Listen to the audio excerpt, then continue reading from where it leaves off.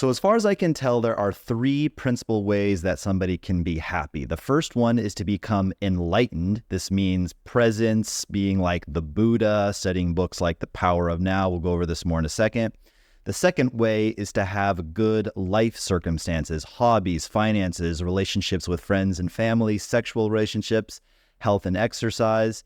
And the last way to be happy is through gratitude and meditation. So let's go through all of these. The first one that I mentioned, just become enlightened. Okay, so I'll just gloss over this because I'm not really an expert on it and it's pretty much unattainable for most of us. So as far as I know, to become enlightened, to become like the Buddha or this guy Eckhart Tolle, if you know who that is, comes through 10 years of hardcore presence and meditation work and studying this kind of thing. And it's really just not achievable to most people. I'm not an expert on it, so I don't want to spend a lot of time on it. But, you can just become the Buddha. You can remove yourself from earthly sufferings and ascend to a higher state where you're fully present like a cow, right? Like a cow doesn't focus on the past or the present. The cow is just chewing his grass, living in the moment, and life is good if you're a cow. But we're not cows, so let's move on.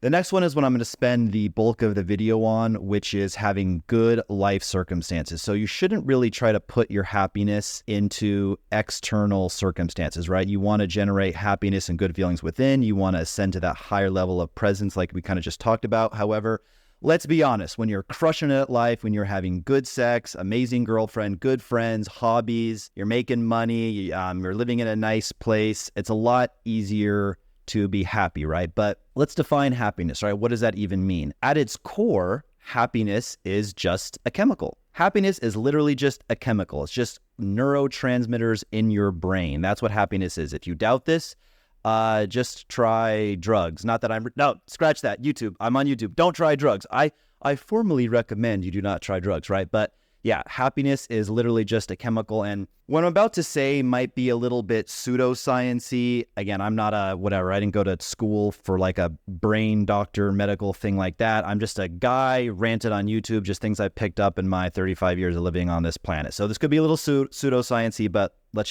just go with it for now. So you have these main principal neurotransmitters, right? You have dopamine, GABA, serotonin, endorphins, oxytocin, actually a hormone, not a neurotransmitter, I believe. But anyway, let's kind of go through them. So dopamine, this is the kind of, I think you guys know what dopamine is. You get this from accomplishing your goals.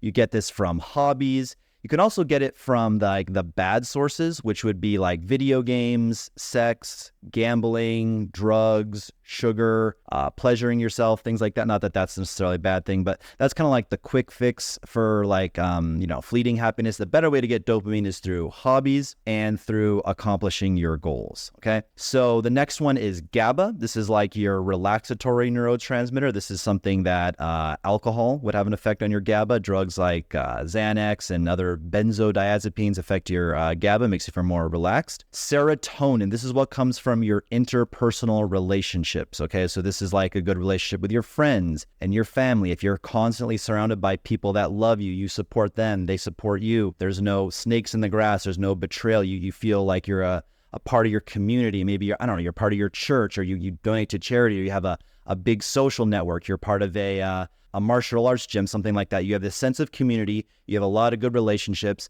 This is what can activate and boost your serotonin. Sexual relationships. This is oxytocin. Anytime you get touched, right? This releases the feeling of oxytocin. This is kind of the warm feelings and stuff like that. As a matter of fact, I actually asked ChatGPT to summarize like the effects of oxytocin, of what it would be like to have high oxytocin and what it would be like to have low oxytocin. I'm going to go get that and read that right now. Okay, so straight from ChatGPT itself. Oxytocin, often dubbed the love hormone, plays a significant role in enhancing mood and fostering feelings of contentment and connection, released during positive social interactions such as hugging, kissing, or nurturing, or sex. Oxytocin is known for its ability to strengthen social bonds and increase trust and empathy. Its release can lead to a reduction in stress and anxiety levels as it counteracts the stress hormone cortisol. This hormone's influence extends to promoting the feeling of peace and relaxation, contributing to an overall sense of well-being and happiness. So this is why so many men are unhappy these days, because they're not dating, they're not getting any women, they're not getting any sex. Then I asked ChatGPT, describe how a man might feel he were deprived of oxytocin. This might sound like you. This is how most men are when they're deprived of oxytocin. And ChatGPT says, if a man were deprived of oxytocin, he might experience a range of emotional and social difficulties. He could feel an increased sense of loneliness and isolation, as oxytocin plays a crucial role in forming social bonds and enhancing feelings of connectedness with others. There might be a noticeable decrease in his ability to empathize with others and to form close, trusting relationships. As again, if he's lacking oxytocin. This deprivation could lead to a heightened state of stress and anxiety. He might find it harder to experience relaxation and contentment. In summary, it will impair his emotional well-being and social interactions. Okay, so all you guys that go into like monk mode, like not going after girls, just work, could be catastrophic, right? If you're not getting regular oxytocin release. And then the last one would be health and exercise. This is endorphins. This is the last, chemical neurotransmitter on the list. This is what you get from exercise. If you guys have heard of the runner's high, things like that, when you go to the gym, you feel amazing. We'll talk more about that in a second. And again, as I said, I'm not a professional. This could be a little pseudoscience-y. I don't want to hear any, links to PubMed articles or anything like that. Let's just go with this for now. So let's talk about each one of these categories and how you can increase the specific neurotransmitters we just talked about. And yeah, overall, be happy. This is my guide to happiness video. Not that I'm necessarily the happiest person in the world, but I've come a long way in my personal journey. So hobbies. So get a hobby or two. This could be cooking. This could be ping pong, basketball, martial arts, gym, surfing, chess, musical instrument, producing music on the computer, something like that. Something that allows you to be in a present, they call it a flow state. This is when you're in the zone. You're not really thinking. A lot of people achieve this through sex, meditation, but the goal is like for once in your life, right? We're always like, so busy and so erratic. We're thinking about the past. We're worrying about the future, but just do something that allows you to just zone in, suck you out, and you're just in that present state. You're playing the piano, something like that allows you to be in a good mood. And, video games can be pretty damaging, especially if it's like something like Super Smash Brothers, where it's like a shot of adrenaline to the head. Like I'm very present when I play Super Smash Brothers. Actually, I haven't played in months. I gave up video games, but, I have little spurts where maybe I'll go back. I may have, a month where I go back to playing or something like that. But that can be a little too much dopamine and adrenaline, actually have a negative effect, although you can get very present. So, just be careful. Maybe more relaxing type of video game like an RPG or something, but let's move on. So then you gotta, we're talking about good life circumstances, right? So we talked about how you could be the Buddha and transcend to this state of, whatever ultimate presence or whatever. But we're talking about having good life circumstances. That's just an easier way to be happy. If you're not going to do 10 years of meditation in a cave and learn how to always be present and happy, a good way to have good positive life circumstances, which will, make achieving, happiness a lot easier. Won't guarantee it, but it'll make it easier. The first one was hobbies. The second one is finances, right? We moved on. So for me, I would say, again, going back to our example of the neurotransmitters, the finances would have a primary effect on GABA, although finances can really help with all. But for me, I sleep better. I feel more calm. I feel relaxed when there's money in the bank. When I hit, 1, 2, 3K, in sales day, I see the money piling up on my bank account. I feel a lot better. And if we are these guys that's struggling with finances, my quick advice for you would be to find an industry you want to get into. Say you want to get into the restaurant industry. Work in a restaurant for a while, see how they do marketing, see how they do the menu, see how they prepare the food, copy all their systems, how do they do hire, recruitment, how do they post on social media, etc. And learn that as you work in the restaurant, get like free mentorship while you have a job, and then just copy it and then go on your own. This could be with commercial real estate investing. This could be with a social media marketing agency. Work in it first, learn how they do stuff, and then go on your own. And it's better if you can work remotely these days, obviously. Okay, so the next one for having good, life circumstances is social relationships.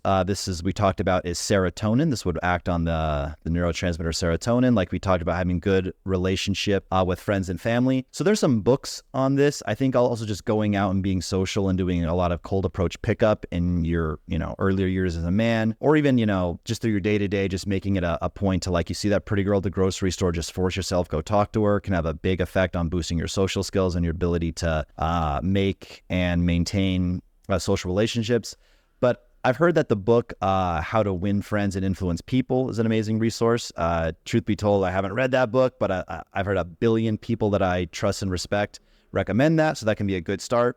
But beyond that, guys, I would say the key to this, like the best advice that I could give, is just get good at quickly identifying who are the toxic, unloyal, fake friends in your life, and double down on the ones that are good friends of yours, true friends. I heard this statistic. I think it's more true of female relationships than with male relationships, but I heard this statistic that 40% of your friends don't like you. 40% of your friends are just jealous.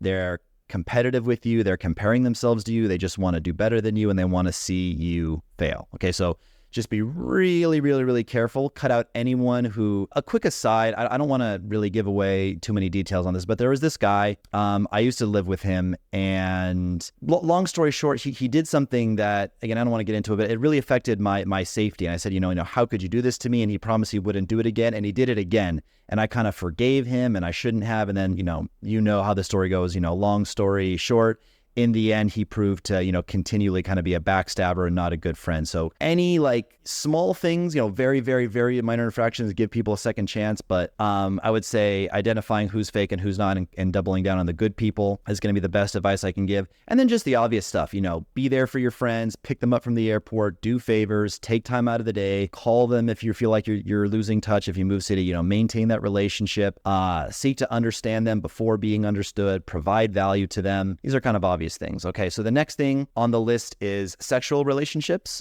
which would act on, several neurotransmitters, right?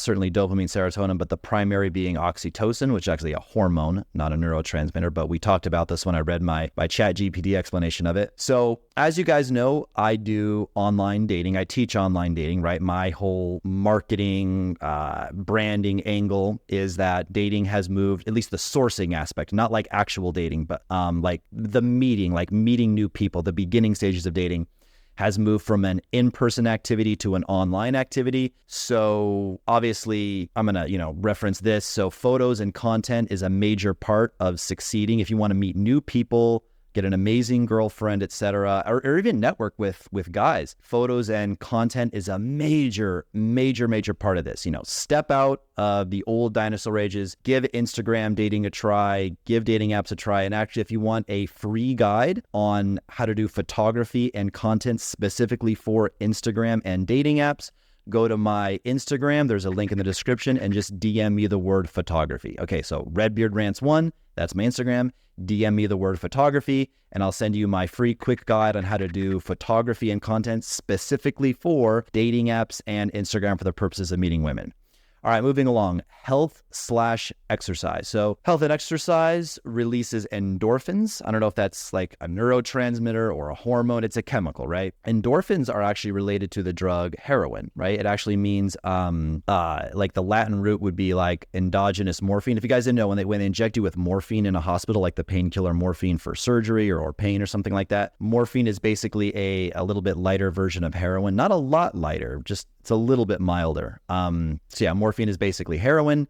It all comes from the poppy plant originally. That's how it's synthesized. So yeah, morphine is heroin, and endorphins means endogenous morphine, right? So literally by going to the gym, by doing exercise, physical exertion, you are releasing heroin and morphine within your body in a natural way, right? A light dose of it, but it still feels really good. So it's been said many times by other people that if exercise could be put into a pill, it would be the best-selling pharmaceutical of all time, bar none. And actually, the drug companies, they're not looking to it, they're looking to invent something like that so they can profit on it. But in the meantime, they're not stoked about exercise. Drug companies, they don't like that you exercise because it literally cures almost everything. Like for starters, off the top of my head, exercise lowers stress and cortisol. It burns fat. It builds muscle. It boosts moods. It can cure depression better than any pill can. It reduces aging. It boosts your immune system. It gives you better quality sleep. It stimulates and repairs the body, fights cancer, keeps the bone strong, reduces systemic inflammation, and more. Okay, it's the greatest thing since sliced bread. So exercise, and let's be honest, it also helps with getting women. Let's be honest. The next one is lifestyle. Again, this whole thing we're talking about, again, just to summarizes how having great life circumstances can, lead to happiness. If you can't just become enlightened like the Buddha and always generate happiness from within, how can you get, a good lifestyle? So lifestyle comes down to work-life balance, friends, social activities, dating, women, etc. And, it can be a struggle if you're like me, if you're a dedicated entrepreneur, to not be a workaholic all the time. This is something that I actually need to step it up and do this for myself, put my money where my mouth is. I tend to get into workaholic monk mode and not, be as social and stuff like that. I'm also in a brand new city where I don't have a lot of friends yet, but that's a topic for another video. And one thing you have to understand about lifestyle design in general, all this stuff that I'm saying, is how to make an analogy. In the same way that an amazing car, like a brand new state-of-the-art car, or a hospital, or a fantastically effective, marketing campaign,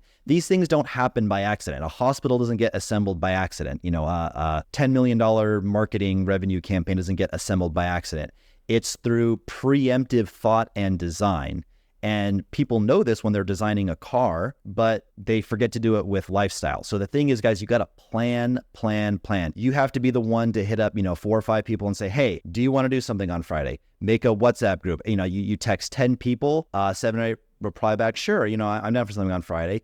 Then you make a group chat, you add those 7 or 8 people who said they're down to make the plan, and you say, cool, what are you thinking? I'll make the reservation. How many of you are going to actually show up? What do you want to do after dinner? Do you want to go to this other, spot downtown and get a drink? Whatever, is get some girls. Are we inviting girls? Are we not inviting girls?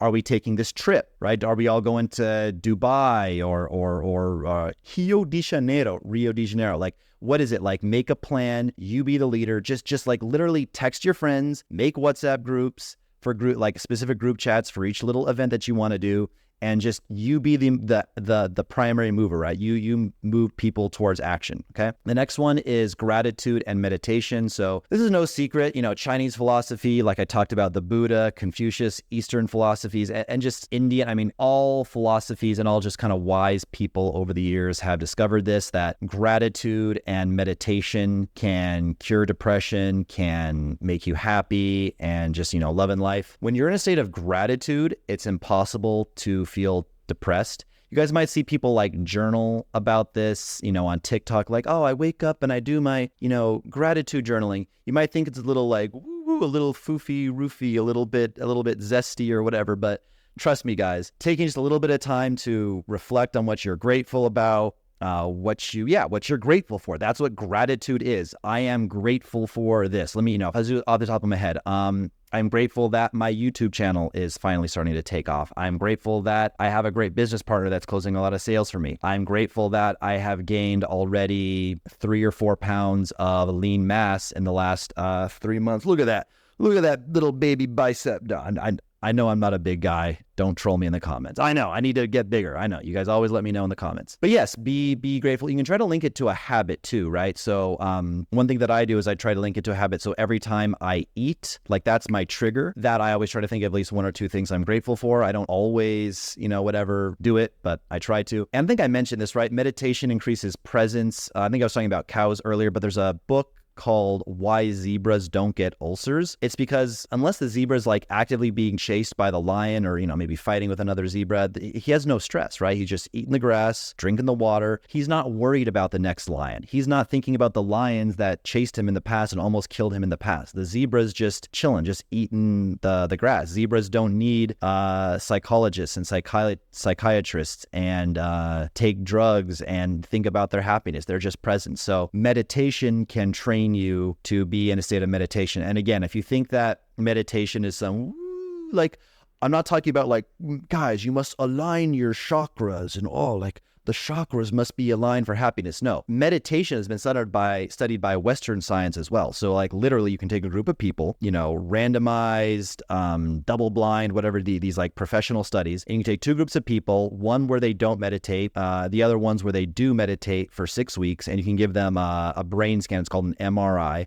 You can do an MRI scan on both groups of people, and you can literally see after 6 weeks, the group that did 1 hour, that's a lot, right? But the group that did 1 hour of daily meditation consistently every day for 6 weeks, the gray matter in their prefrontal cortex, which is responsible for presence, happiness, empathy, concentration, focus, literally gets a few nanometers thicker. So I'm going to repeat that. You can see this on a brain scan. It is irrefutable. The Ivy League, everybody has studied this. Before and after meditation, your brain looks different. The gray matter, the density of the gray matter of your prefrontal cortex has physical changes to it. They can see it in a before and after photo. So don't doubt the power of meditation. It's extremely powerful.